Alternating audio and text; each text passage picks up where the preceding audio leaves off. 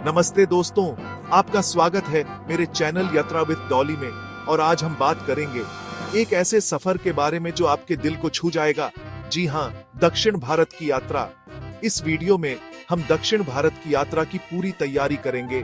कब जाना है, कैसे जाना है, कहाँ ठहरना है, क्या खाना है, कितना खर्चा होगा, सब कुछ। घूमने की जगह तो इतनी है कि आप देखते ही रह जाओगे। केरल के खूबसूरत बैकवाटर, तमिलनाडु के मंदिर, कर्नाटक की कॉफी और आंध्र प्रदेश की बिरयानी, सब कुछ कवर करेंगे। तो चलिए, देर किस बात की, वीडियो शुरू करते हैं और बनाते हैं आपकी दक्षिण भारत यात्रा का प्लान बिल्कुल फिल्मों जैसा। तो दोस्तों, सबसे पहले बात करते हैं दक्षिण भारत की। ये जान लीजिए कि दक्षिण भारत कोई एक राज्य नहीं है, बल्कि कई राज्यों का समूह है, जैसे केरल, तमिलनाडु, कर्नाटक, आंध्र प्रदेश, तेलंगाना और भी बहुत कुछ। हर राज्य की अपनी अलग भाषा, संस्कृति और खान पान है। यहाँ की खूबसूरती देखकर आपका मन खुश हो जाएगा। हरे भरे पहाड़, नीले समुद्र, घने जंगल, प्राचीन मंदिर और स्वादिष्ट खाना, सब कुछ मिलेगा आपको यहाँ। अब आप सोच रहे होंगे कि दक्षिण भारत क्यों जाना चाहिए? तो सुनिए, यहाँ की संस्कृति बहुत ही समृद्ध है। यहाँ के लोग बहुत ही मिलनसार और मददगार होते हैं। और हाँ, यहाँ का खाना तो बस लाजवाब है। अगर आप प्रकृति प्रेमी हैं, तो केरल आपके लिए स्वर्ग है। यहाँ के बैकवाटर, हिल स्टेशन और समुद्र तट आपको मंत्रमुग्ध कर देंगे। अगर आप इतिहास और संस्कृति में रुचि रखते हैं, तो तमिलनाडु आपके लिए बेस्ट है। यहाँ के प्राचीन मंदिर, ऐतिहासिक इमारतें और शानदार कला आपको अतीत में ले जाएंगी। अगर आप एडवेंचर पसंद करते हैं, तो कर्नाटक आपके लिए परफेक्ट है। यहाँ आप ट्रैकिंग, रिवर राफ्टिंग और भी बहुत कुछ कर सकते हैं। और हाँ, खाने पीने के शौकीन हैं, तो आंध्र प्रदेश और तेलंगाना आपके लिए स्वर्ग से कम नहीं है। यहाँ की बिरयानी, हैदराबादी दम का मुर्गा और डोसा तो बस एक बार खाओगे तो बार बार खाओगे। अब बात करते हैं ट्रिप प्लान की। सबसे पहले तो ये तय करो कि आप कब जाना चाहते हैं। दक्षिण भारत घूमने का सबसे अच्छा समय अक्टूबर से मार्च तक माना जाता है। इस दौरान यहाँ का मौसम सुहावना रहता है।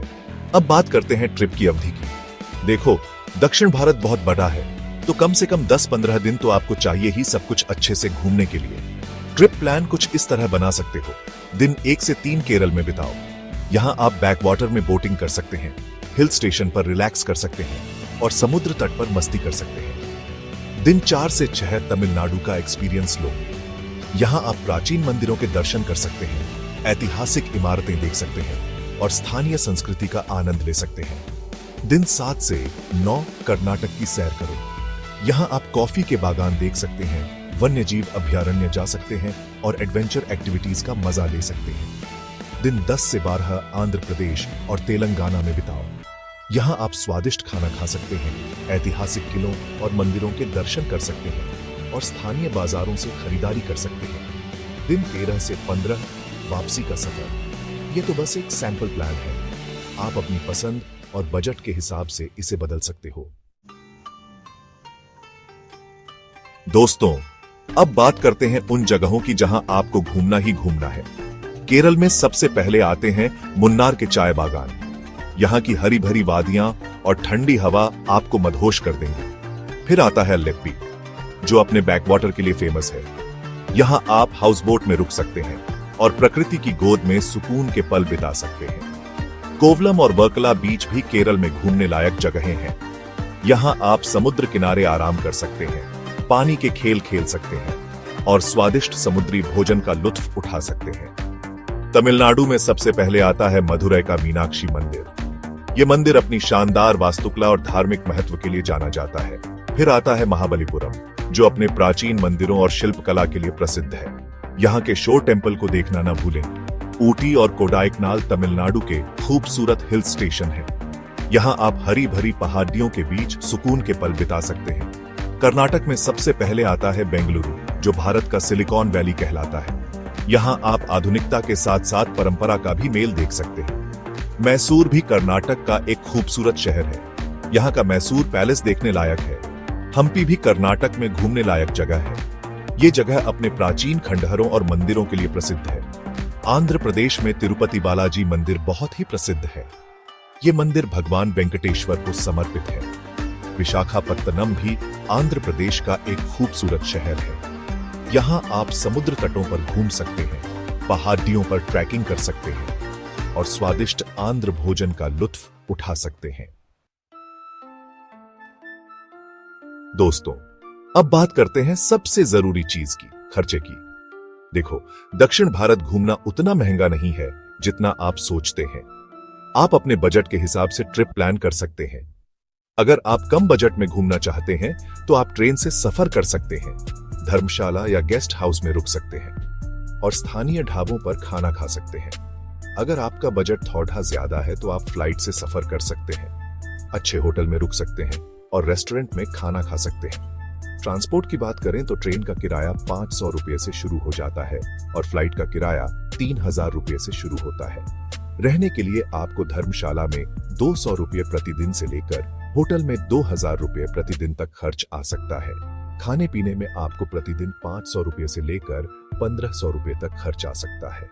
यानी कि अगर आप कम बजट में घूमते हैं तो आपका प्रतिदिन का खर्चा 1000 रुपये के अंदर आराम से हो जाएगा और अगर आपका बजट थोड़ा ज्यादा है तो आपका प्रतिदिन का खर्चा 3000 रुपये तक आ सकता है। तो देखा दोस्तों, दक्षिण भारत घूमना उतना महंगा नहीं है जितना आप सोचते हैं, बस आपको थोड़ा स्मार्टली प्लान करना होगा। दोस्तों, अब बात करते हैं उस चीज की जो आपके मुंह में पानी ला देगी, दक्षिण भारतीय खाने की।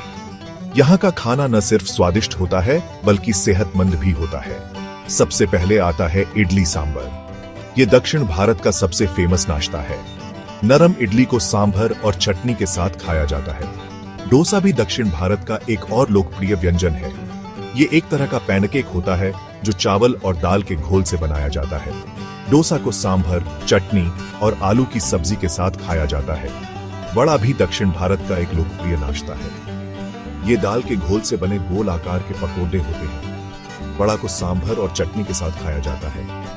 बिरयानी तो आप जानते ही होंगे, लेकिन दक्षिण भारत की बिरयानी का स्वाद कुछ अलग ही होता है। यहाँ की बिरयानी में बहुत सारे मसाले और सूखे मेवे डाले जाते हैं। हैदराबादी बिरयानी तो पूरी दुनिया में फेमस है। अगर आप मीठा खाने के शौकीन हैं तो आपको पायसम जरूर ट्राई करना चाहिए। ये चावल, दूध और चीनी से बना एक स्वादिष्ट डेजर्ट है। तो दोस्तों, ये थे कुछ फेमस दक्षिण भारतीय व्यंजन। यहाँ आकर आपको खाने के मामले में बिल्कुल भी निराशा नहीं होगी।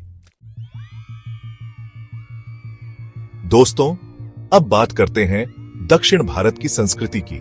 यहाँ की संस्कृति बहुत ही रंगीन और जीवंत है। यहाँ आपको हर जगह संगीत, नृत्य और कला दिखाई देगी। दक्षिण भारत के लोग अपनी परंपराओं को बहुत मानते हैं। यहाँ आपको आज भी बहुत सी प्राचीन परंपराएं देखने को मिल जाएंगी। दक्षिण भारत में कई त्योहार मनाए जाते हैं। ओणम, पोंगल और दशहरा यहाँ के कुछ प्रमुख त्योहार हैं। दक्षिण भारत का शास्त्रीय नृत्य भरतनाट्यम पूरी दुनिया में प्रसिद्ध है। यहाँ के लोग बहुत ही धार्मिक होते हैं। यहाँ आपको हर जगह मंदिर देखने को मिल जाएंगे। दक्षिण भारत की कला और शिल्प कला भी बहुत प्रसिद्ध है। यहाँ से आप अपने घर के लिए खूबसूरत सांस्कृतिक चीजें खरीद सकते हैं। दक्षिण भारत के लोग बहुत ही मिलनसार और मददगार होते हैं। यहाँ आकर आपको ऐसा बिल्कुल भी नहीं लगेगा कि आप किसी अनजान जगह पर हैं।